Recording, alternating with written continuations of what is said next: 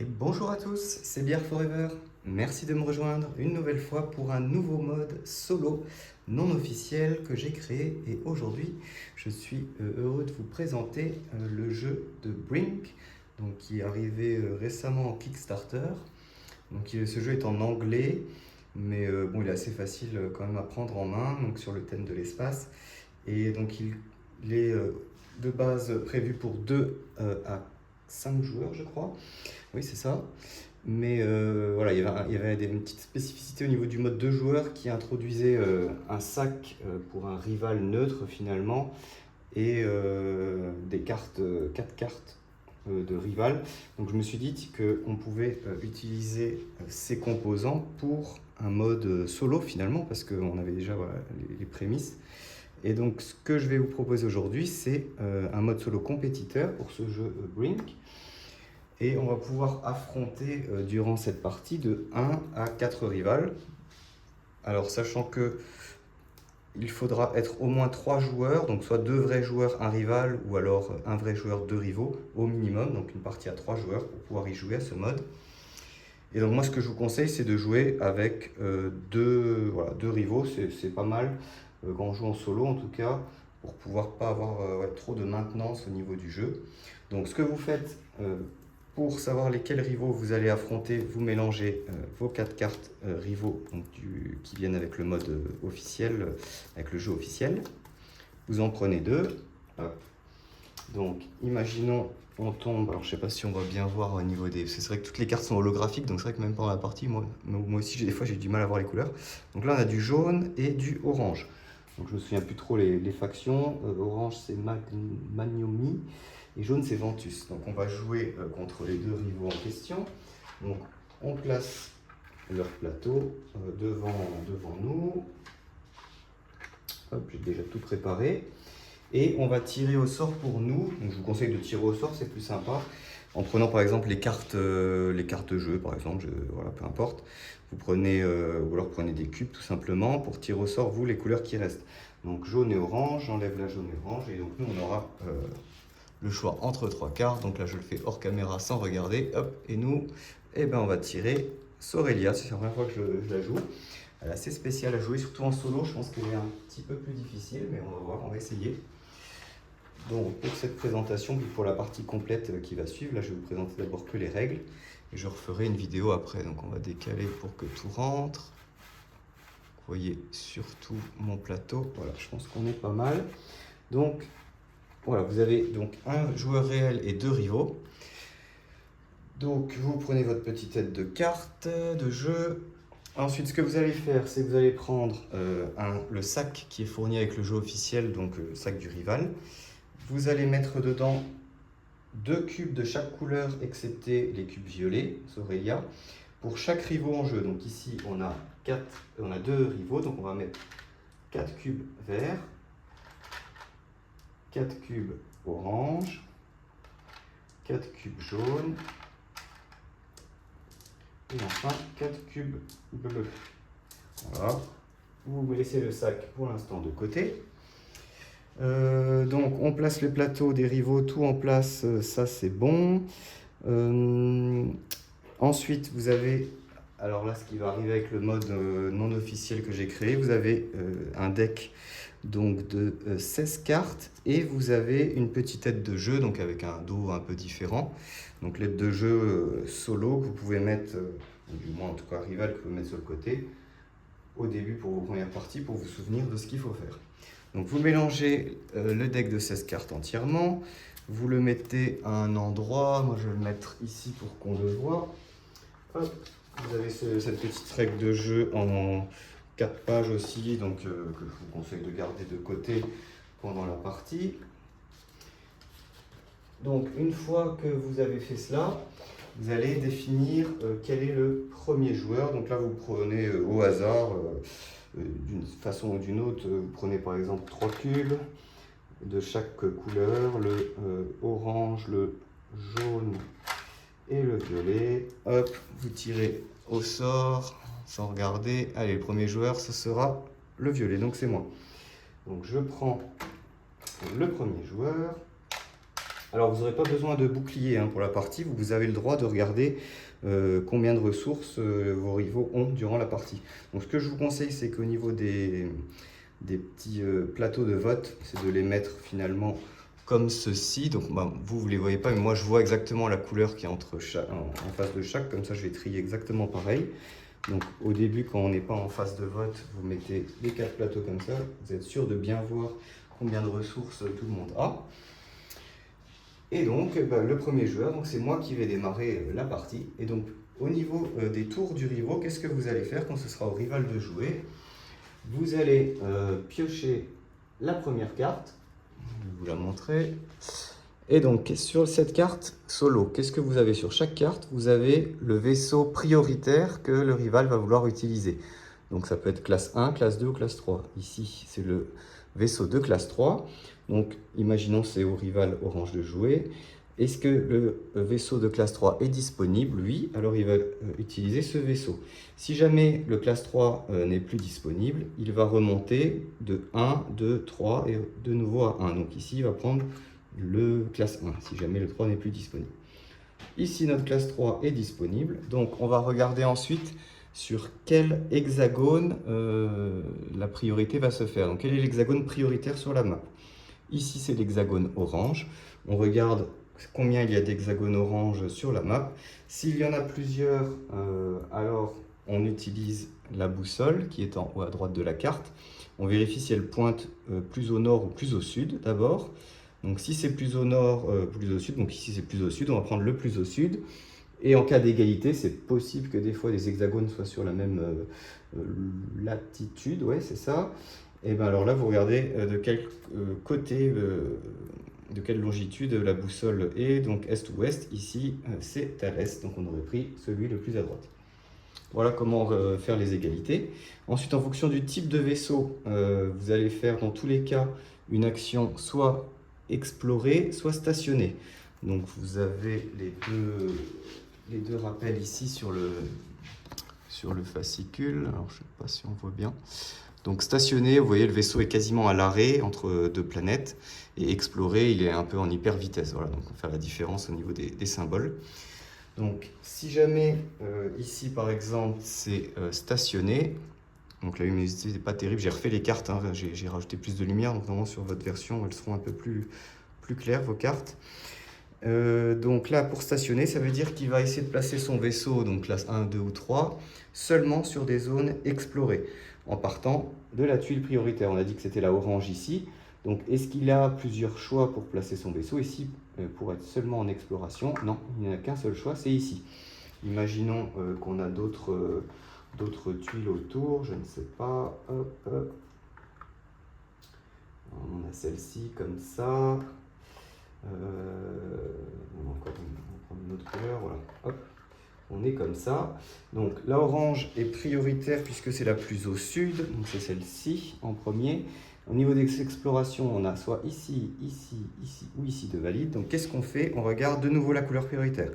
C'est de nouveau du coup le orange, donc on regarde s'il y a une deuxième orange, oui, il y en a une. Donc il ne reste plus que deux choix possibles, ici ou ici. Et ensuite, celle-ci est une tuile neutre. Les tuiles neutres ne sont jamais prioritaires pour le rival. Il s'y place que si vraiment il n'a pas le choix. Donc ça va être forcément la dernière tuile qui reste le bleu. Bon, mais sinon, s'il y a d'autres couleurs, on regarde les prochaines couleurs sur la carte solo. Donc ici, il va se mettre là.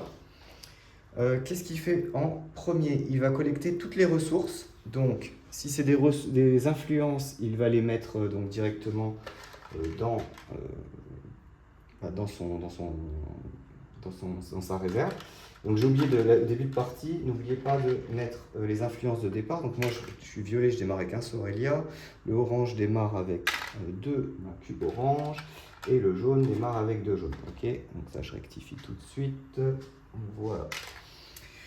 Donc il prend les cubes d'influence qu'il y a donc ici sur les 3 tuiles en premier. Donc il va prendre un bleu qu'il met dans sa réserve. Et ensuite on voit qu'ici, il devrait obtenir 2 faveurs. Donc dans ce cas, donc dans le mode solo en question, les faveurs, vous les mettez devant vous. Comme en mode multijoueur, vous devez les trader avec le rival avant la fin de votre tour. Alors comment trader avec le rival? Vous leur donnez donc leur carte de départ. Donc là, je ne vais pas la laisser forcément devant. Mais voilà, chaque rival a sa carte. Vous pouvez trader comme dans le mode à 2 joueurs, soit un Sorelia contre n'importe quelle ressource, soit 2 cubes orange pour le rival orange, soit 3 cubes aléatoires. Donc contrairement au mode 2 joueurs, vous tradez donc vos faveurs contre le rival, mais vous ne mettez pas les faveurs tradées dans le sac du rival. Vous les mettez directement, comme en mode vrai multijoueur, dans leur réserve.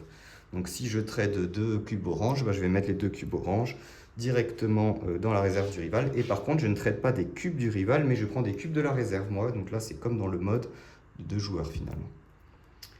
Voilà. Donc vous gardez ces petites cartes à côté. Là, je ne vais pas les montrer dans le champ, mais chaque rival a ces 2 ressources de couleurs différentes avec lesquelles on peut trader.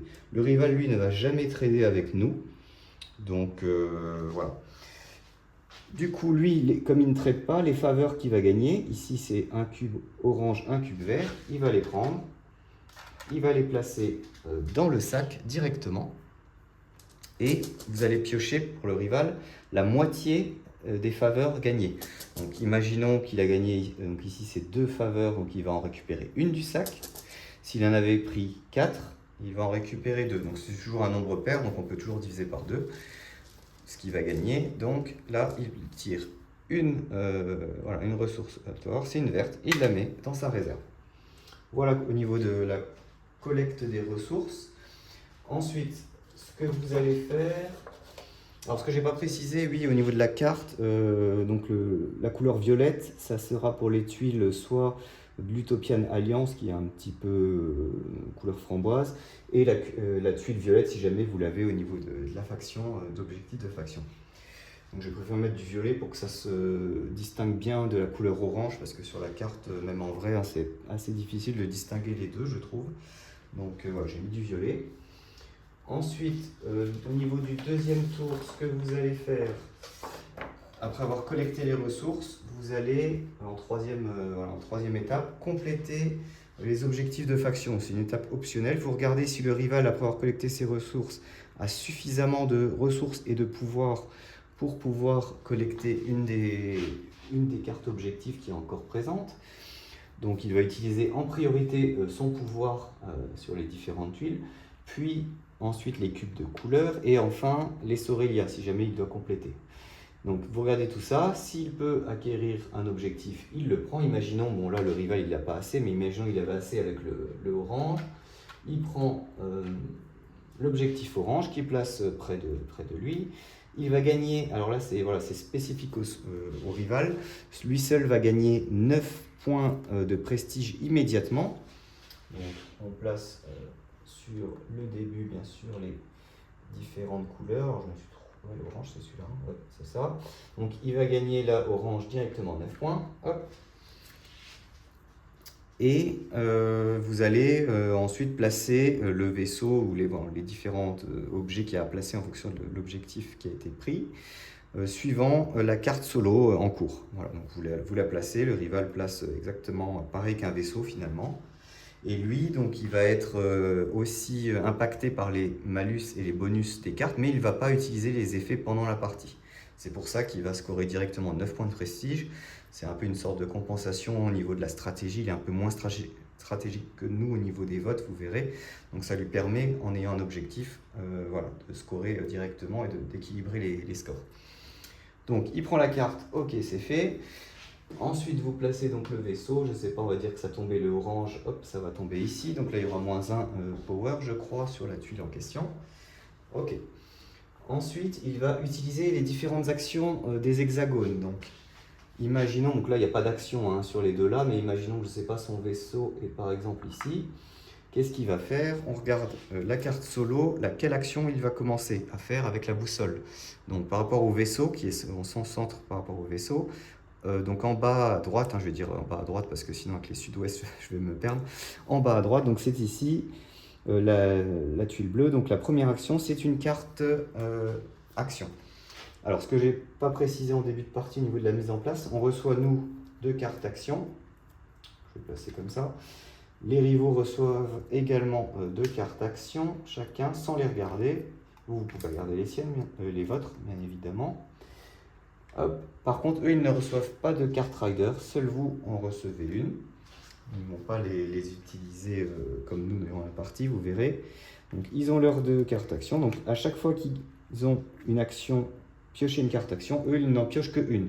Vous en piochez toujours 2, vous en gardez une, mais eux n'en piochent qu'une. Voilà. Ils la mettent face cachée sur leur tas.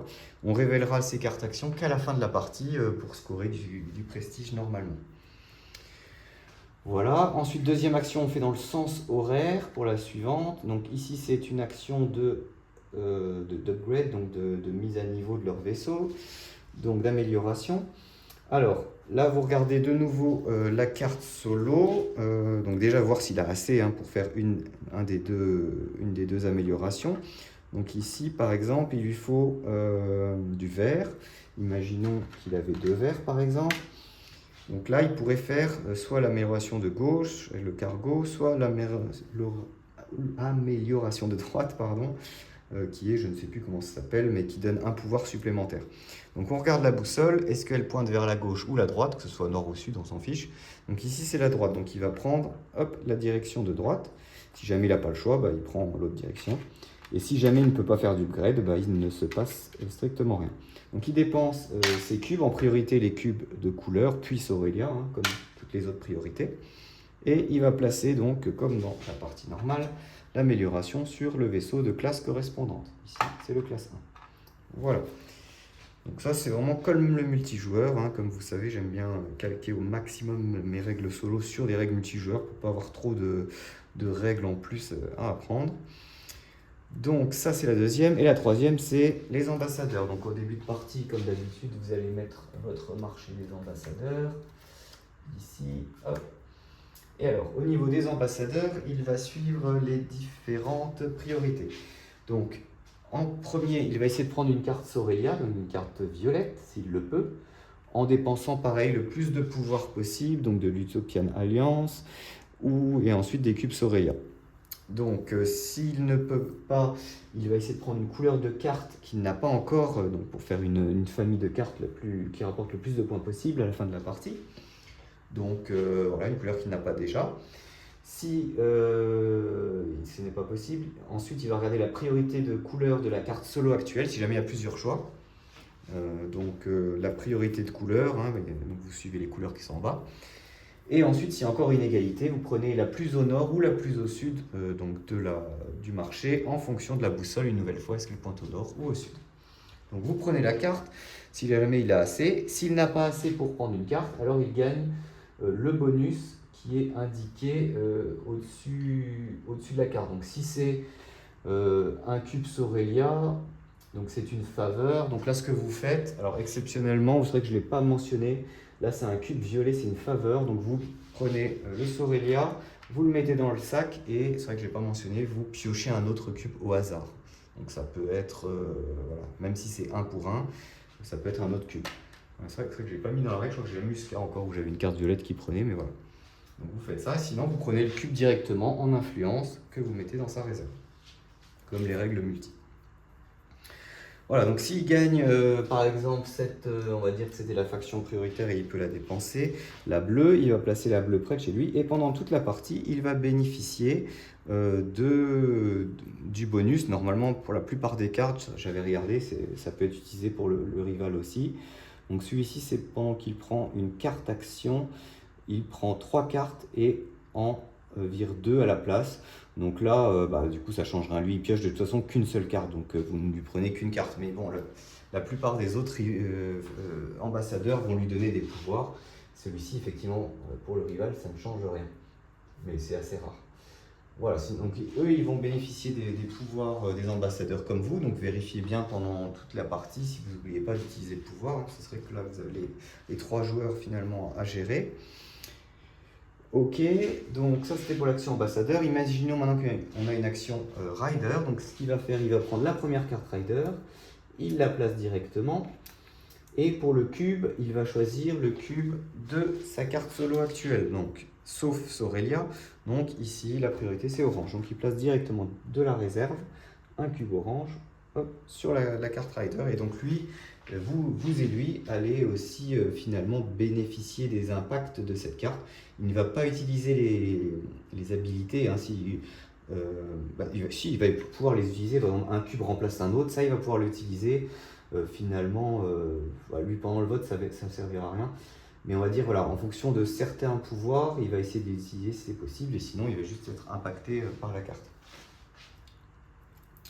Voilà, donc les cartes Rider c'était bon. Et donc l'amélioration du vaisseau, on a vu. Donc voilà, on a passé toutes les 4 actions possibles. Si jamais vous avez une tuile avec plusieurs actions, il va toujours prendre la première action de gauche du coup. Et ensuite vient le tour, donc vous enchaînez les tours dans l'ordre, hein, donc hop, vous tournez. Une fois que tout le monde a placé ses 3 vaisseaux, ça va être l'heure du conseil, le vote du conseil. Donc le joueur, peu importe sa position, va toujours voter en premier. Donc vous prenez cette fois-ci tous les petits plateaux, vous les remettez devant, hop, et chacun va voter. Donc d'abord le joueur vote, imaginons, alors je mets un Sorelia ici, je mets un cube jaune là, voilà, donc les Sorelia valent 2, les jaunes 1, voilà. Donc je vote ça. Le rival, lui, ce qu'il va faire ensuite, il va prendre le sac rival et comme dans la partie à 2 joueurs, il va tirer 4 cubes. Hop. Donc il va placer ses votes sur les couleurs correspondantes.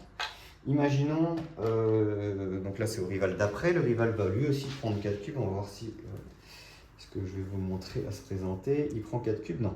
Donc imaginons, voilà, il avait un cube violet, voire même 2 cubes violets, on va partir sur 2. Hop. Donc il a 2 verts, 2 violets, donc il va mettre ce vert ici, et pour les violets, qu'est-ce qu'il va faire? Il va piocher une nouvelle carte solo et regarder les couleurs prioritaires pour le vote, sachant qu'il ne met qu'un cube violet par couleur maximum. Donc il a 2 cubes violets, donc les 2 premières couleurs prioritaires sont le vert et le jaune. Si jamais il y a Sorelia, vous passez à la suivante. Donc il va voter un cube violet qui vaut 2 sur le vert et un cube violet qui vaut 2 sur le jaune. Vous faites le décompte comme dans la partie classique. Au niveau des votes, vous résolvez donc le conseil, le premier marque 3 points par... Voilà, c'est exactement comme en multijoueur. Donc vous faites tout ça. Et si jamais il y a la faction Sorelia ou il y a des choses avec du Sorelia, vous ajoutez dans ce qui lui rapporte le plus, quoi, comme un joueur ferait normalement. Donc ça c'est le vote du conseil. Alors je ne pense pas avoir oublié de choses. Et donc à la fin du conseil, vous reprenez toutes les cartes solo, celles jouées ainsi que la pioche, vous remélangez et vous reformez un nouveau deck pour la manche suivante. Et donc vous jouez comme ça donc les 3 manches sont terminées. Donc vous scorez le prestige et ainsi de suite. Et à la fin de la partie, vous suivez donc les règles normales de multijoueur. Donc le rival va scorer finalement pour ses cartes d'objectif. Donc en plus, il gagne 1 point de prestige par cube en question. Sachant qu'à la toute fin de la partie, il va révéler toutes ses cartes actions. Et donc il va révéler toutes ses cartes actions. Et il va ajouter donc les cubes d'influence, sauf si c'est des cartes actions de fin de partie. Par exemple ici, il y a une carte action de fin de partie. Donc à la fin de la partie, celle-ci, un prestige pour chaque ambassadeur. Donc imaginons il a pris 3 ambassadeurs, donc il va gagner 3 prestiges. Et il défausse la carte. Pour toutes les autres cartes qui ne sont pas des cartes actions de fin de partie, il va utiliser les cubes d'influence, donc comme nous, pour pouvoir scorer. Donc par exemple là sur sa carte objectif, c'est un prestige par cube ou carte action de couleur orange. Donc vous rajoutez ça. S'il y a du Sorelia, il rajoute le Sorelia dans ce qui lui rapporte le plus, comme vous feriez. Soit le Sorelia au niveau du conseil majoritaire. Si vous avez 3 cubes pareils, il va ajouter son Sorelia dans la couleur de ces 3 cubes parce que ça rapporte 2 prestiges. Ce qui est le plus, et tout le reste c'est un prestige. Sinon vous le mettez ailleurs, voilà, comme un joueur ferait. Donc il score exactement comme vous, et celui qui a le plus de points de prestige l'emporte. Les égalités, donc c'est comme en mode multijoueur, je crois que c'est celui qui a eu le plus d'objectifs de faction. Bon, vous regarderez par rapport à la règle, mais voilà, rien ne change. Et donc je crois que c'est tout pour cette partie de Brink. Alors j'espère que j'étais plutôt clair, j'ai oublié quelques petits trucs, mais bon, dans l'ensemble, il n'y a pas beaucoup de règles qui changent par rapport au multijoueur classique. La seule chose qui change vraiment, c'est ces objectifs.